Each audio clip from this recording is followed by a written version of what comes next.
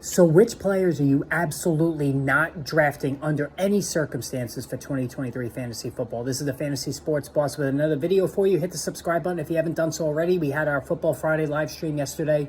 Podcast will be posted later on today. So a lot of good stuff. Can't wait for the season. And so here we go. So I got to thinking about this the other day, because somebody had posed a question, had sent me a question. You can email me questions, rangerfan28@yahoo.com, and I use them on the podcast. So which players am I absolutely not drafting? So I wanted to quickly go through this, in terms of which guys I'm definitely not taking under any circumstances, whether it's injury, whatnot, what have you. So at the quarterback position, I am absolutely not drafting Dak Prescott. Definitely not drafting him. I don't like the offensive coordinator change from Kellen Moore to Mike McCarthy. They're going to be running it more. If you look at Mike McCarthy's offenses over the years, they're very unimaginative. I'm not taking him under any circumstances. He doesn't run anymore. He's dealt with some injuries the last couple of years, so I'm out on him. As far as the rest of the quarterbacks, I'm not taking Jared Goff just because he's never consistent. He's great at home, terrible on the road. I don't want a quarterback like that. Definitely not taking Matthew Stafford. I mean, I play in single quarterback leagues, so I don't think I would be around that. So really the quarterbacks, there's not too many guys that I just flat out would not take. I mean, I'm very leery of Tua Tagovailoa, but if the price is right as a backup, I certainly would take him. All right, now running backs. This is where it gets a little bit more interesting. So I absolutely, before the holdout, was not taking Jonathan Taylor. All right. Listen, I know I get a lot of heat for this, but a couple of things. He's already a moderate receiver. Now he's going to catch even fewer passes with Anthony Richardson keeping the ball and running it. Richardson also is going to keep the ball and run it into the end zone and take touchdowns away from Jonathan Taylor as well. The offensive line still is not great, so I'm not taking Jonathan Taylor even if he comes back today. Joe Mixon. I'm not taking Joe Mixon. All right. The age, I know that there's not a lot of competition there, but his yards per carry sank last season. I'm out on him completely. Derrick Henry, same thing. I did a video on that months ago, so make sure you check out why. I mean, this one's obvious. Age, lots of mileage, not a lot of catches.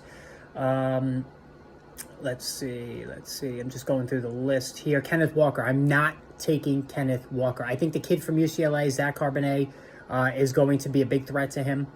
Walker doesn't stay healthy, and he doesn't catch the football. Those are three big knocks on him right off the bat to start the season.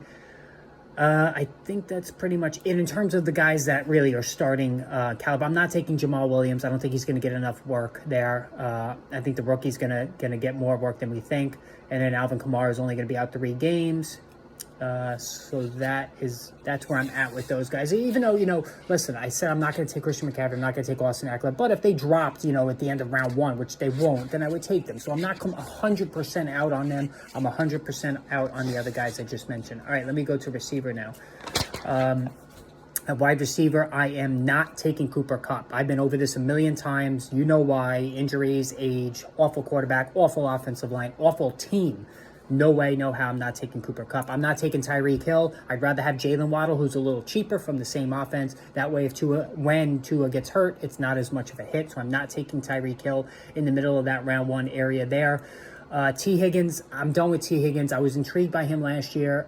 He's a nice player. He's a good wide receiver too, but it's Jamar Chase's show. We've seen pretty much the best of what Higgins is, and it's like a moderate wide receiver too. So I'm out on him.